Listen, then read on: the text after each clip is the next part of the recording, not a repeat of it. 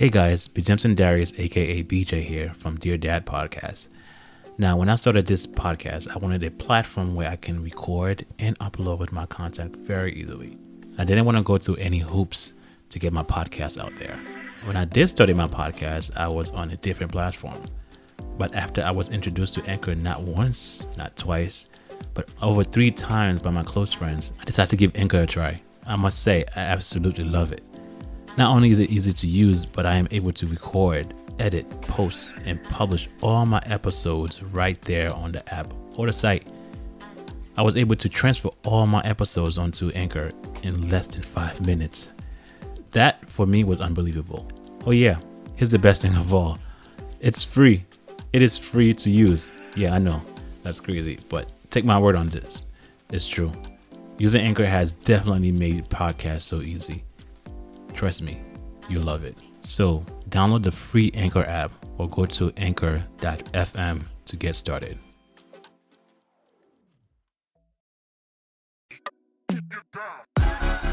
Hello, you beautiful people. Welcome to the Dear Dad Podcast, a platform where you can come and express yourself, whether through poetry, spoken words, essay, or simply a live conversation. This is all dad talk. I'm here for you. Let's go. All right, guys. Thank you for joining me again. This is Dear Dad Podcast. My name is Bjemson Darius, a.k.a. BJ. I seem to forget that the first 2 episodes that I did, the last one.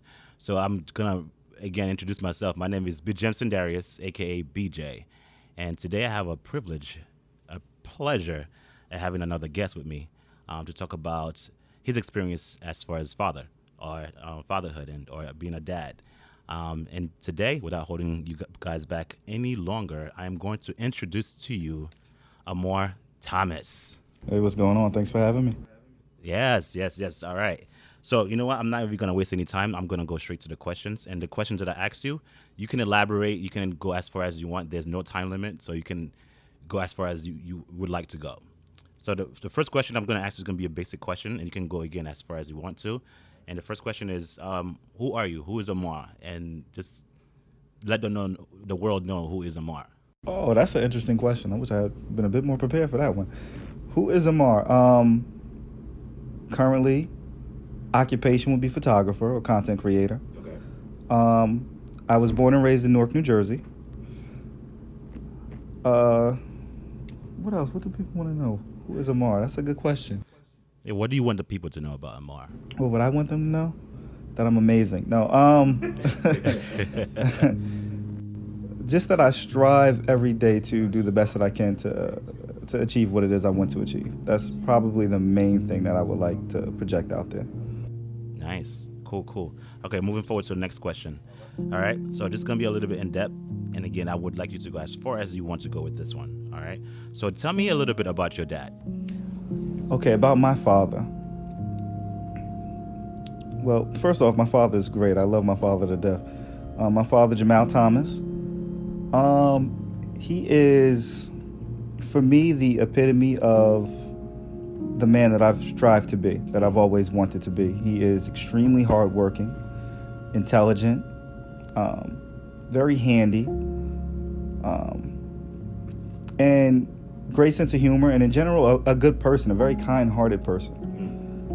He is quite a humanitarian in ways that I am not.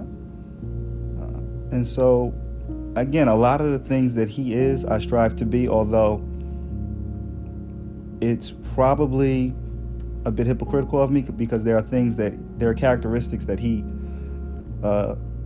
exemplifies that I just know I'm probably not going to reach. There are certain characteristics that he exemplifies that I don't aspire to, although I admire him for that. So that would be my father in a nutshell. And why do you feel like you can't? Those are those things that you can't achieve, or you don't think that you will ever be able to do. Well, because we're 2 different people, for starters. It's hard to, when someone is your role model, but you know that they still have traits or characteristics that you know that's not you, then I'm not sure at all times what to do with that. And so, for instance, is I'm quite the cynic. I think everybody is very self-motivated. Right. He's far more forgiving, far more understanding. And so my cynical nature won't always allow me to be as forgiving or understanding or empathetic as he. And so there are just certain characteristics that I admire about him that I just know I'm probably not going to be able to exemplify. And I'm okay with that, but I still watch it and I still try to, in bits and pieces, take the parts of him that I really love and try to project that back outward. And so I definitely think I've picked that up from him. He's a fast learner. I am as well. He's very self-motivated. I am as well. And I try to be as kind-hearted and as good as he. My sense of humor, he's very funny. I think I definitely have a sense of humor, but I'm also try to be as benevolent as he. He will help people if they are in need of help. And I try to do the same. Okay. And so those are some of the better traits that I think that I have been able to learn from him and apply in my own life. Any traits in your dad that you find is a struggle for you that you're going through right now? Well, yeah, that empathy is definitely tough. I think he's far more empathetic. Is that something that you want to change or you want to, at least be better at? No. Oh, okay. No, and that's why I said I admire it Okay. in him. And sometimes it can be hypocritical of me, but no, I don't wish to be as empathetic as he. And so that's definitely one of the things that I think about. And he's also extremely family-oriented in ways that I am not. I'm family-oriented, but I'm a bit of a loner. Okay. And he's not like that. I have 2 brothers, but I didn't grow up in the same household as them because we have different mothers, Okay. whereas my father was one of 11 children. 1 of 11, same mother and father for all 11. Wow. So he grew up in a household with all 10 of his siblings. Wow. So, things like that I just can't emulate.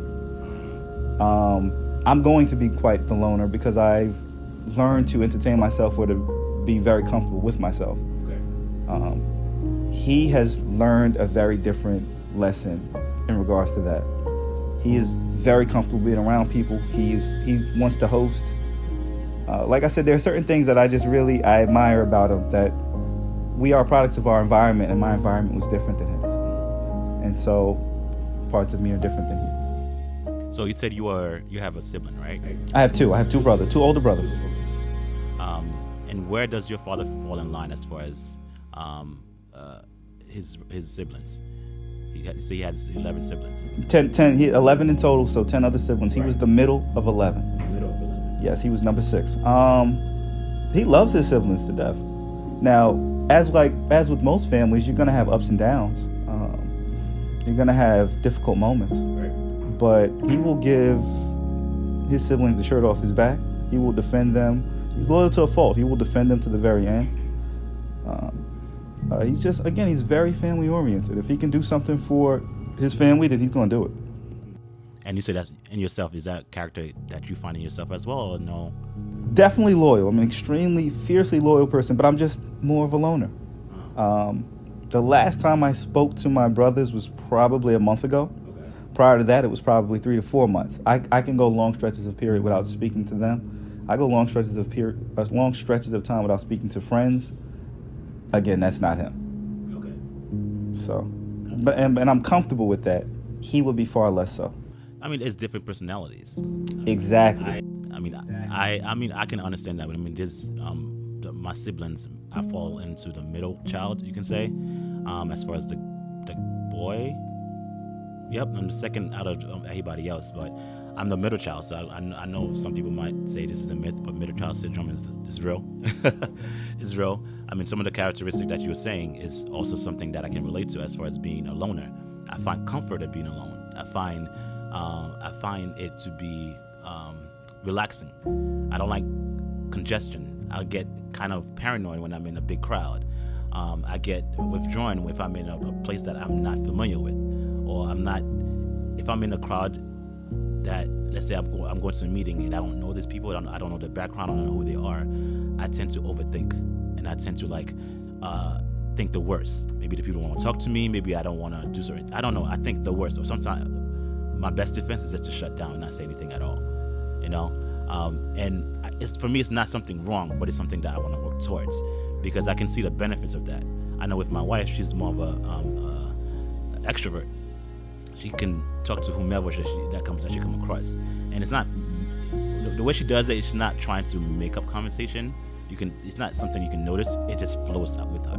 It's very easy.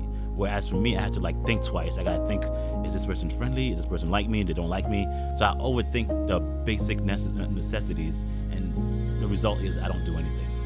I think that would be described. Some people describe that as anxiety, though. That may be your anxiety. A mild anxiety. Yeah. I'm selectively so. Whereas my father is social, I'm selectively social. I do get to a point where I just no longer want to be social, and then I'll remove myself. But until I get to that point, I'm a very social person. And so I try to pick and choose my moments. I try to do it when I think it best suits me. In professional instances, I'm social. Right. And again, until I just don't feel like I want to be. But I try to hold those periods of time where I want to be social when I really need them. So it's almost a tool for me. So what kind of character comes out whenever you are dealing with... when you're dealing with someone in a professional manner?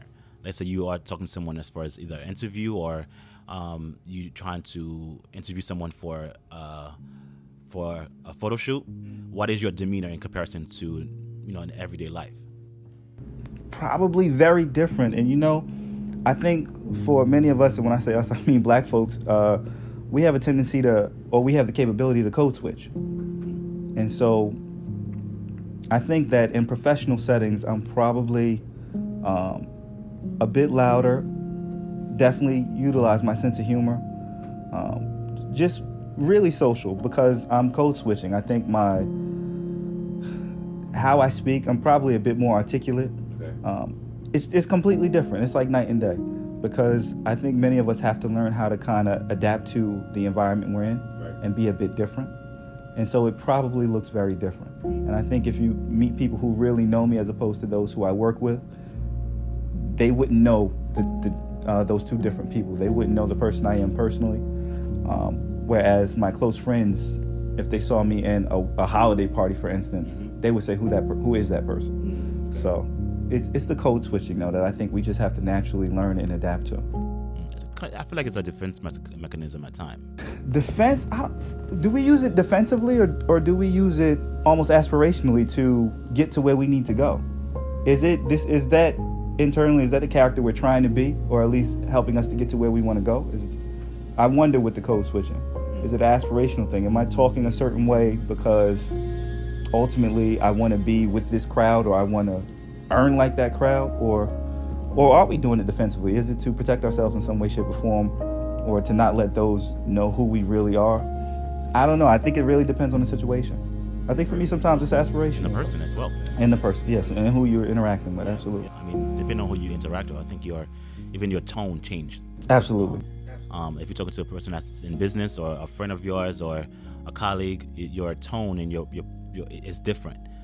The way you approach the conversation is different. So I guess from what you're saying, it does make a difference. But I think we have to be careful is not trying to, how can I say this? Don't do a character that's not you. You know what I'm saying? Don't be fake, because there's a lot of times, like, there are some people that you can tell there's a pitch that they hit.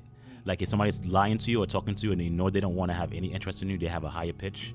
Don't be a fake person. Be real. If you're gonna emulate something, if you're gonna mimic something, let it be a characteristic of you, not a character that you want to build for someone that's not even gonna be in your presence for a long time.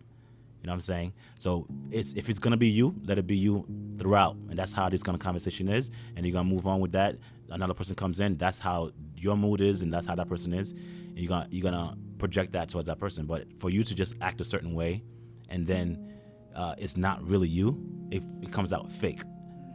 For me, I pick up a lot on body language, like body language and the way your eye twitches or you move. For me, I pay a lot of attention towards that, because if you move a certain way, Here's a good example. My wife will tell you that. She would ask me a question. She would say, well, do you want to do this? And I'm saying yes. I say yes, but my head says no. She was like, well, that doesn't make any sense. So you're telling me you don't want to do it? I was just like, yes. Like, I don't even notice that I'm doing it. And she told me, so you don't want to do it? I was like, no, I do. She's like, but you're telling me no. You're saying yes, but your face is saying no. You're shaking your head. And I don't even notice that I'm doing that. That's why I say I'm not being real. So if somebody asks me certain questions, just be real. You know what I'm saying? Be real. You don't want to do it, be flat out say, I can't do it. I don't want to do it. Because your body speaks before you do. Because you can say certain things, but your body will react to it. Yeah, I think it is hard to be genuine in both kind of code switch or adapt to the environment you're in. I would say for you, though, because happy wife, happy life, you should continue to say yes to everything that she says, even if your head is shaking no. So, that's a good tool. You got that down pat. That's smart. I mean, I'm working on it. I'm working. If I don't want to do something, I'm going to say I don't want to, I don't like to, and give the reason why. I don't want to just flat out say no. You know what I'm saying? Marriage life is a whole different perspective, and I'm not going to go into that, but, there's give and take, and that's one thing I might have to just find a way of communicating better, which is you can never master that. A better way of communicating. If my wife say I'm not doing certain things, I got to listen to her and act on that. If she doesn't like it, that means that there's a reason for her not to like it. If I don't listen to it, then it's only going to be a problem in the future. So that's a whole different topic. So let me ask you another question. What are some mistakes that taught you the most about life? Wow. Well, first off, I think the way you learn is through your mistakes. The funny thing about life, unlike traditional instruction, usually when you go to school, you get the lesson and then the test. Life gives you the test first, and then you learn the lesson from that. And so everything I've learned have been through mistakes. But if I'm being completely transparent, the mistakes that I've learned the most from were also my biggest blessings, which are my children. Right. Obviously, I didn't plan any of my children. And so in that regard, you can say that was a mistake. The action was a mistake, but my children aren't mistakes. Right. They truly are blessings. And so I learned the most from them. They've all been mirrors for me. They've provided a lot of insight into who I am, or who I was rather, and also who I needed to be. And so in a sense, it would be them three. So what do you say? It's not a mistake per se. It's just the mistake was the irresponsibility or the recklessness of making them without any forethought at all. Right. Those were that was the mistakes. Right. Having children, again, are blessings, but did I plan on them? No, absolutely not. Was it really talked about? No. And so in that, there was some immaturity or irresponsibility. That's fair. I mean, everybody goes through that. Everybody goes through that. I mean, sometimes even if you plan it, it's not something you might be prepared for. Yes, it's very hard to prepare for children. Yeah. So you know what? I'm going to actually, again, move forward with that last statement that you said about your children. Tell me about fatherhood, about being a dad. Becoming a father was the biggest blessing that I could have been given, because it from henceforth, from that point on, it really shaped who I was or who I am continuing to become. And so prior to the kids, I was very selfish, had very little accountability. And so I think that immediately gave me some accountability. It immediately gave me something to work towards, some responsibility. It immediately gave me a lot of perspective. I had to sit back and see what I was doing and start to immediately take corrective action. But the most important thing about fatherhood, and I have 3 daughters, is fatherhood taught me how to love. Okay. I think prior to that, I was confused what love was. We naturally love our parents or our family in a certain way, shape, or form. Some of us, although we love our family, we don't get to choose them, so they're just there. Right. So we love them, but I don't really want to deal with them. Your children are different, and them being, me having daughters, it helped me learn to value women in a different way. Okay. And so it taught me love in a way that I didn't know it. It taught me how to really be more giving, I had to give more of myself. I had to just really reshape who I was. I had to become more affectionate. I'm not a very affectionate person, but they require that. It taught me a lot of things, and it was, again, a mirror up to me. It was holding a mirror up to myself. I think when you look at an actual mirror, you see a physical reflection. When you look at your children, it's a reflection of you, but not the physical one. Although sometimes you can look like them. Yeah. Not a physical one, but more an emotional and psychological mirror. And if you're selfish, you're going to know. They're going to let you know that. Yes. They're going to have needs that you aren't fulfilling. If you're not affectionate, they're going to let you know that. They're going to come and be affectionate. And you're going to immediately see yourself cringing or recoiling. And you're going to have to change that action. Or if you choose not to, then it's going to impact them. And so every decision you start to make will have an impact on them and impact you as well. You have 3 girls. Yeah. Yeah.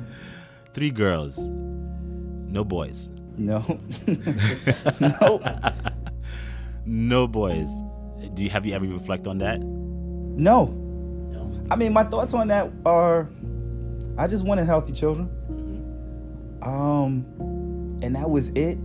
As far as the gender, part of me felt like, just because of how society is, not that black women have it easier than men, but black women are aspiring to do more and succeeding in a way that black men aren't. They're kind of leaving us behind in a lot of ways. Oh, definitely.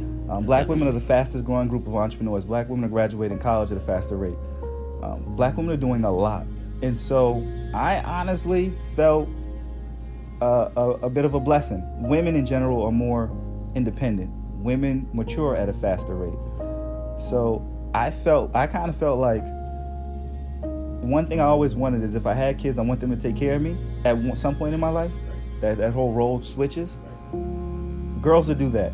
I feel like women take care of their parents more so than men do, although not saying black men don't, but I felt the blessing. I felt like it would just be very different lessons I'd have to teach, but they make things a bit easier. I feel like having girls make things a bit easier. You know, I find it fascinating because my wife, when she when we found out she was pregnant, and my first initial reaction was like, I want to have a girl. Okay. And I'm gonna tell you the reason why. So my wife said that we found out we're having a boy, and it's not like I was not happy. I'm happy to have a child, period. But I was a little bit concerned, to be transparent. I was concerned because I didn't think I can love a boy the way I love a girl. Wow. The reason why was because I have nieces, right? I have 2 nieces, and the way I interact with them, the way I embrace them, the way I'm around them, I'm not as like that when I am with my nephews. I'm not saying I don't give them love. It's just, I guess it's a gender. So I was afraid to be a father to a boy and not be able to love him the way I need to love him. I was legit scared.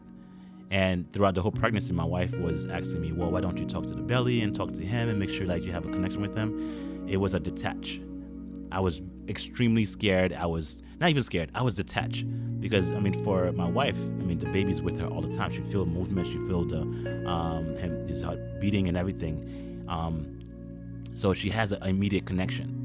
But for me, it was outside looking in. Or should I say, outside looking in, just trying to see how I can make this better. So my point of view was just more of like, I just needed my wife to be okay. And it wasn't until the day, and this is real talk, it wasn't until the day he was born that I heard his voice cry for the first time.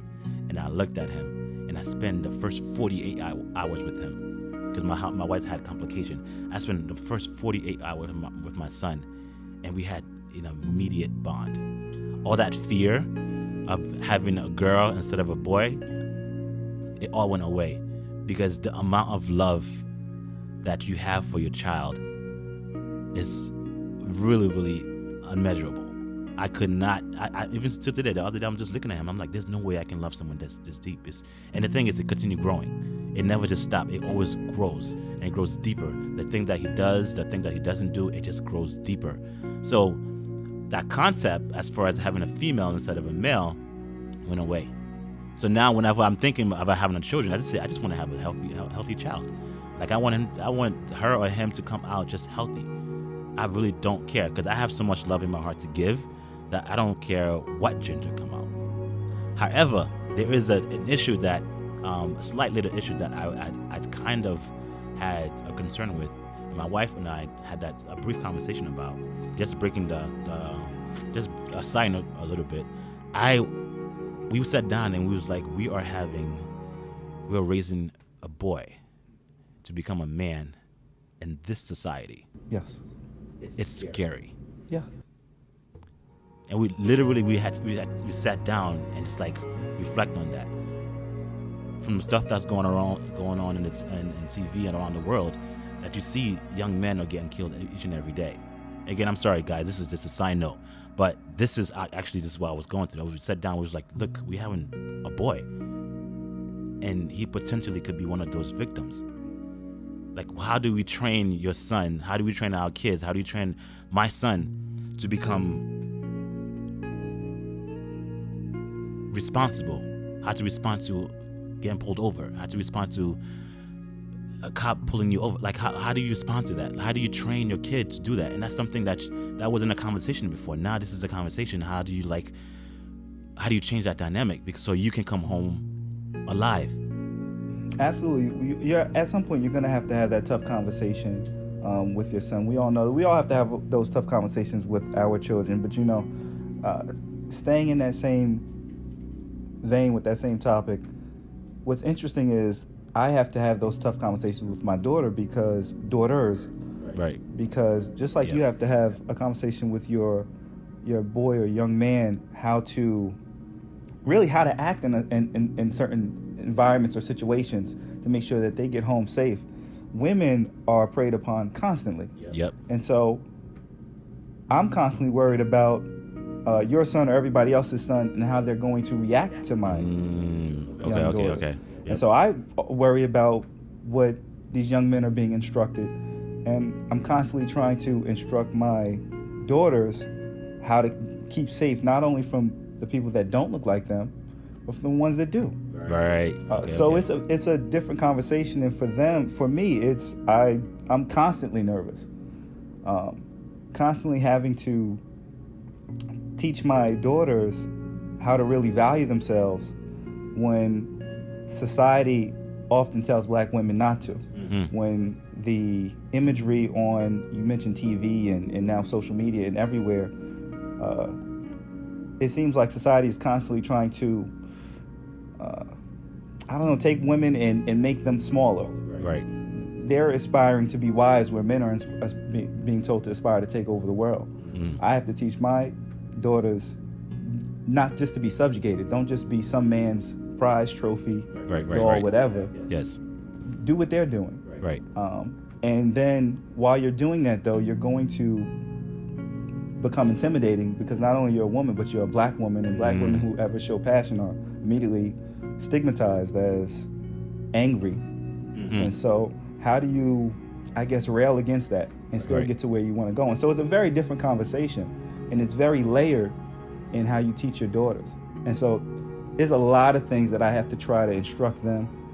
And really, for me, what it all boils down to is their self-worth, constantly trying to help them build their self-esteem.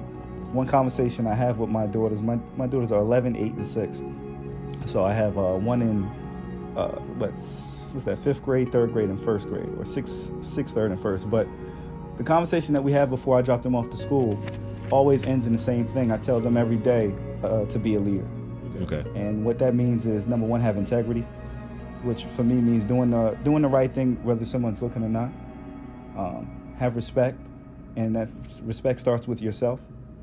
Respect yourself above all else. Set standards for yourself so that should anybody infringe upon those standards, then you know they're not for you. Mm-hmm. Whether they're male or female, regardless of their age, if they're disrespecting you, then they're not for you.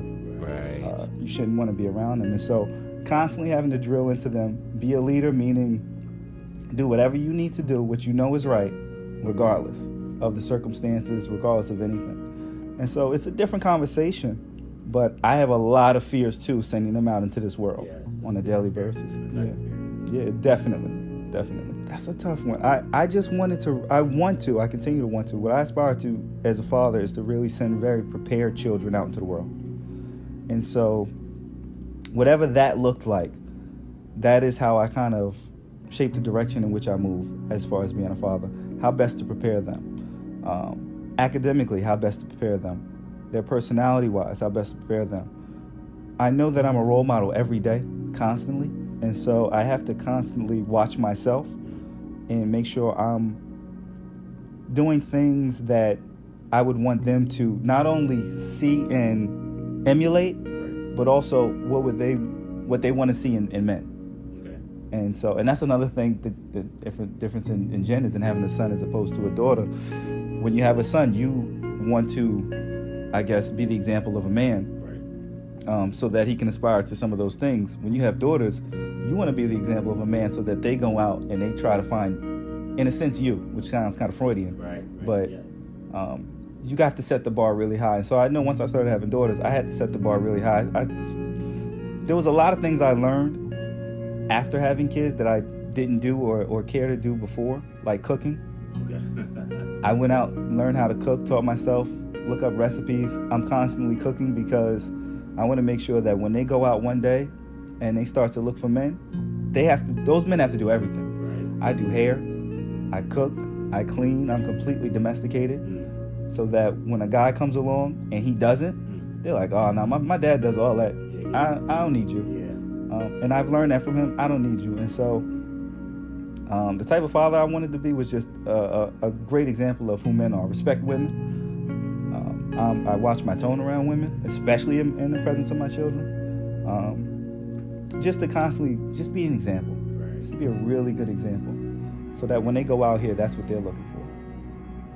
So that was my big thing for them.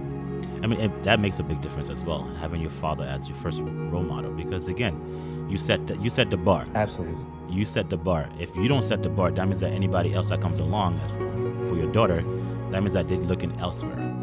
You know what I'm saying? They're looking elsewhere, and men will have dominating personalities at times. And if let's say if one of your girls dated someone, and again she doesn't have a foundation, she's pretty much set to settle for just about anybody, because she doesn't have a substance. She doesn't have something to hold on to. Whereas if she has a father or father figure, so to speak, is able to accommodate to that and show her the right way about doing these things, or pretty much, as you said, as being a dad, being the role model as far as cooking, cleaning, doing all that stuff, because when she gets older, those are the kind of stuff that she's gonna look for. You know, I got that example. I got that from my mom, though. I didn't even get that from my dad. My mom, when I was younger, my sister and I was the one that usually would be cleaning or cooking, so vice versa. So the thing is, my role in the house was to clean, like sweep and mop the floor, and my sister was to cook and help me possibly clean as well. Or we always have some kind of errands. My mother said, you need to learn how to cook, because you don't want to rely on another woman to cook for you. Because what happens is, if you are relying for a woman to cook for you, your wife or whoever, that means that whatever she cooks, no matter how bad it is, you have to eat it. You have to eat it. And and it stuck with me. And I didn't know the value of that until I got older, because now dating, and I'm able to cook for my wife or now, and my girlfriend then. Like, I'm able to go in the kitchen if she's hungry and cook something, or even past relationship, that I'm able to like go to the groceries and look to see what I want and able to cook, and not wait for somebody else to give me that. So now I'm sitting and being hungry. So when the person feels like cooking, then that's what I have to wait for. No. So if I come with that, that means that she had to come with either at the same level or higher. And that's just how it is. As your daughter, whoever comes to them, they're gonna have to come with someone that has at least your standards, dad's standards, or higher. You know what I'm saying? Because now they're not gonna settle for anything less. My dad told me I am precious. My dad told me I'm a queen. My dad told me I'm a princess, and I am royalty, and I'm going to live up to that. And you feed your child that, especially your daughter that, your son that. That is who they're gonna become. Your kids can only become what you feed them. And that is exactly what is going to happen. So I commend you for that. So learning how to cook, I know my dad didn't learn how to cook. Now he's like probably better than my mom. You know, it's different. Kids change you. And he definitely changed. My father, again, was not a cook. I remember the first time my father cooked something, it was salty. And I was just like, we're gonna die. Like, seriously, we're gonna die. I think my mother had to go somewhere. My father decided to cook, and my mother was pregnant. That's what it was. My mother was pregnant, so my father decided to step in and do the manly thing. And I was like, okay. So he cooked for us. I think it was plain rice. It was white rice, and it was so salty. And I looked at my sister, and I was just like, we're gonna die. We're really gonna die. Like, there's no way. So I was like, just give us some money so we can get some Chinese food. But fast forward today, like I mentioned in the previous episode, my father can cook a 4-course meal if he wants to, and he could do it without sweat. You know what I'm saying? Like, that's not the person I grew to knew. He was never like that. But for him to be like this now, I'm like, wow. It's like I have to step on my game, because my dad, if my son comes along and see that I'm able to do this too, that he's able to do it too. Now he see me that I'm able to do it too. But those are the things that I'm going to implement. Not just be a body there. Yeah. You know what I'm saying? You have to have some kind of substance. I keep seeing that. You have to have substance to hold on to. You have to know what other qualities in you that you can bring to the table. Absolutely. You know what I'm saying? You can cook, you can clean, you educated. I mean, when you have all these qualities for a woman or a man that's dating, you cannot look for someone that's lower than that. Absolutely. You have a high expectation. You have a higher expectation. That goes for both sons and daughters. When you set that standards, they can't look lower than that. They look higher than that. And that's something we always got to implement. I'm going to do it to my son. I'm doing it now. And I know you're doing it with your daughter, which is absolutely an amazing thing. Yeah, absolutely. Absolutely an amazing thing. So what are some 3 happy moments in your life? With your kids or yourself? You can say that at least 3 happy moments you can say that pops into your head. Sure. One that immediately comes to mind was, right now I'm an entrepreneur. I'm not sure if I mentioned that when you asked who I was. I did say I was a photographer, but one that comes to mind was the choice to pursue entrepreneurship. Prior to being a full-time freelance photographer, I worked in corporate, and I think that the one thing that my parents didn't give me, although they encouraged it a great deal now, was that entrepreneurial spirit. I think that the linear path is what a lot of our generation has learned to go to school, go to college, get a job, settle in, and that is life. And so upon leaving my last corporate job, which I was there for 8 years, I was at a major healthcare company. Upon leaving there, instead of immediately going right to job boards, looking for headhunters, going to temp agencies, I decided I would go at it on my own.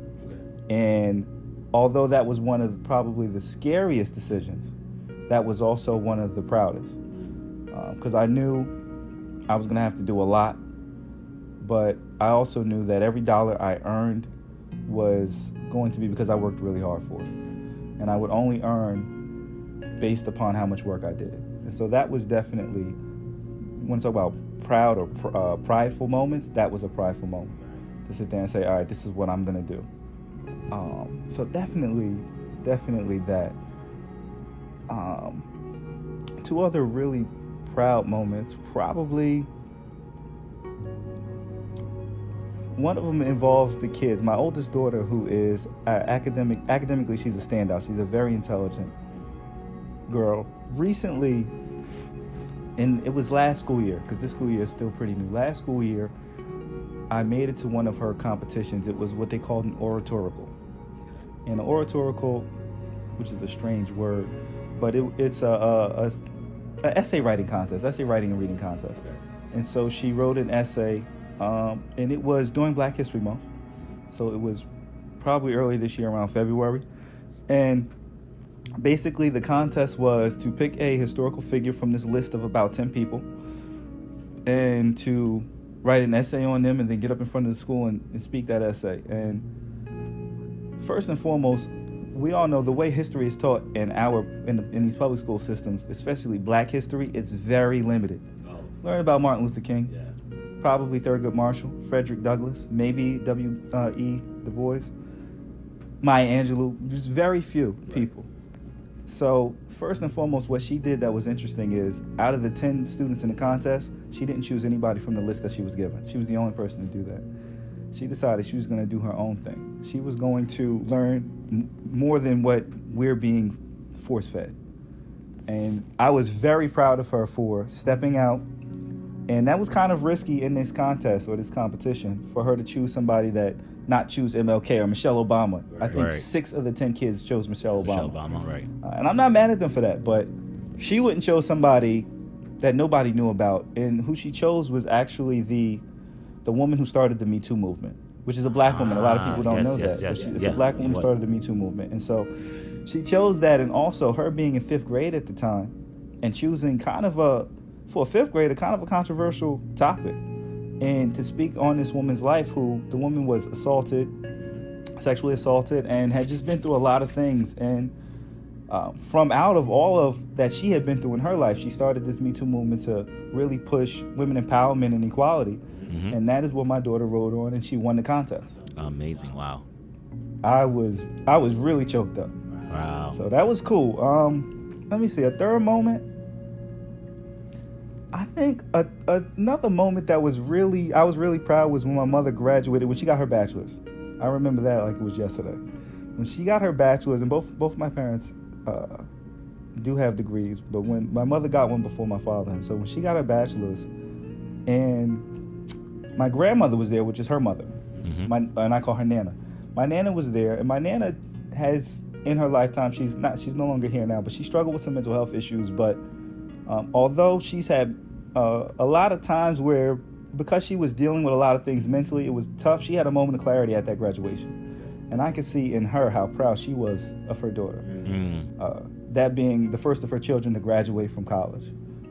So seeing all of that and seeing just the generations, and then sitting there saying, one day I would like to make my mother as proud as she made hers, and just being proud of my own mother for accomplishing that. You know, being a mom and being married and having to do a whole lot and working 1 and 2 jobs at times and doing all that and still getting her education, getting mm-hmm. that bachelor's degree, which she really worked really hard for. I remember times where I would literally go to college with her. I would be in class with her because my father may have been working late, working nights. Wow. So she graduated from Keene College. I went to Keene University now.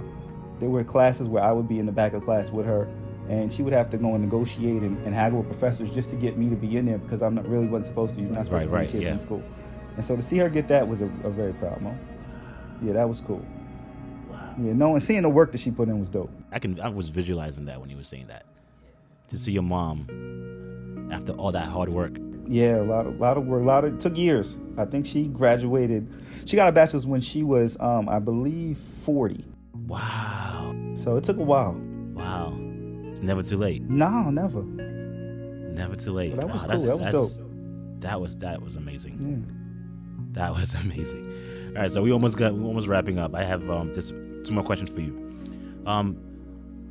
How do you want your girls, and be specific, how do you want your girls to remember you?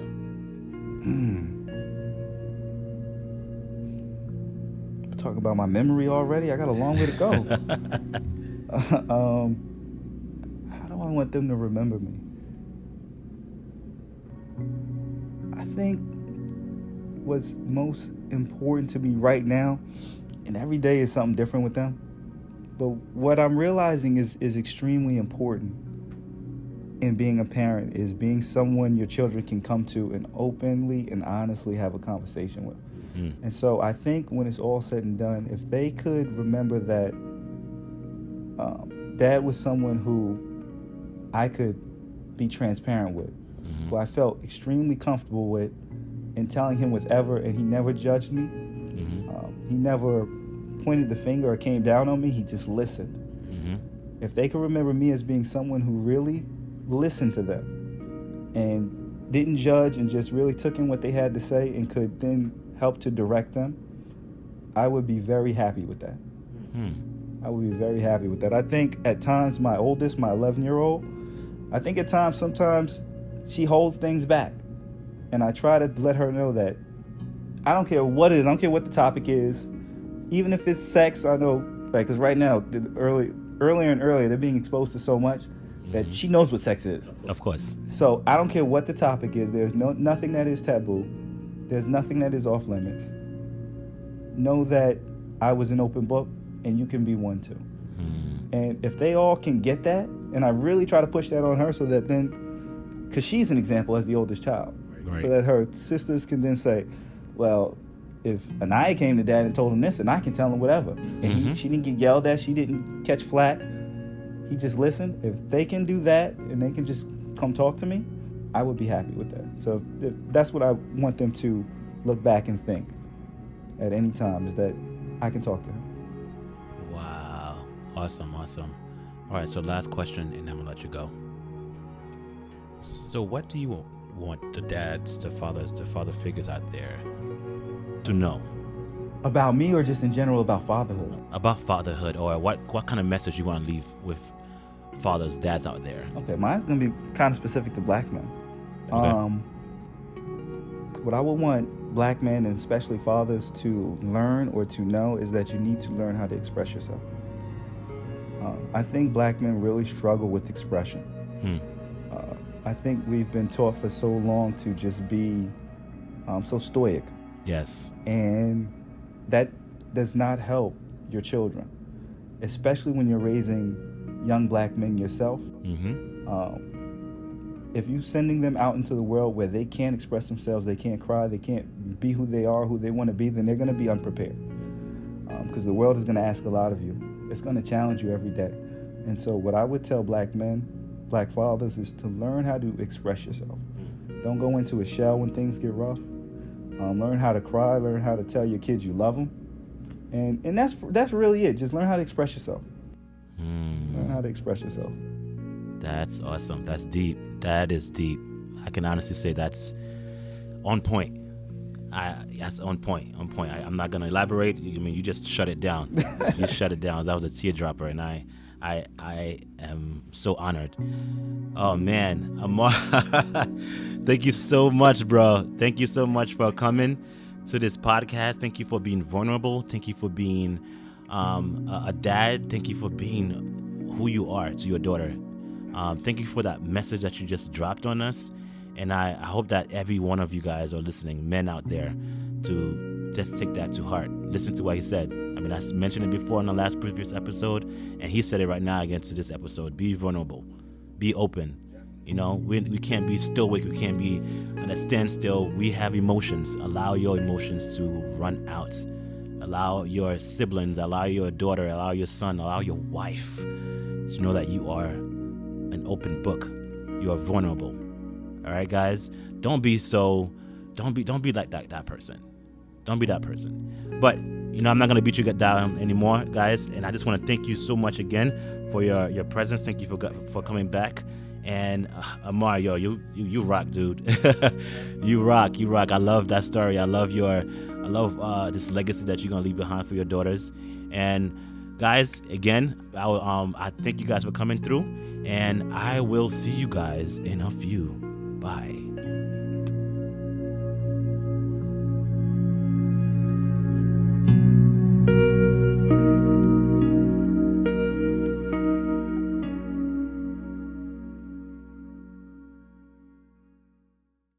And now, a little moment with Elias. Mr. Sun.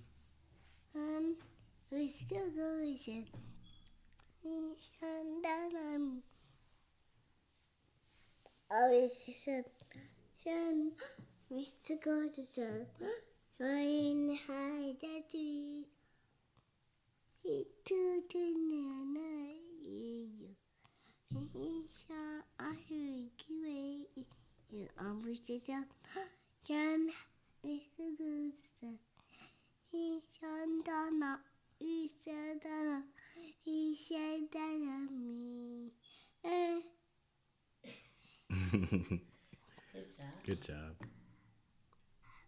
Thank you.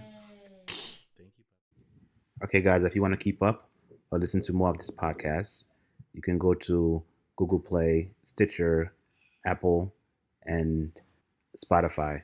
And, of course, on social media as far as Instagram. Catch you later.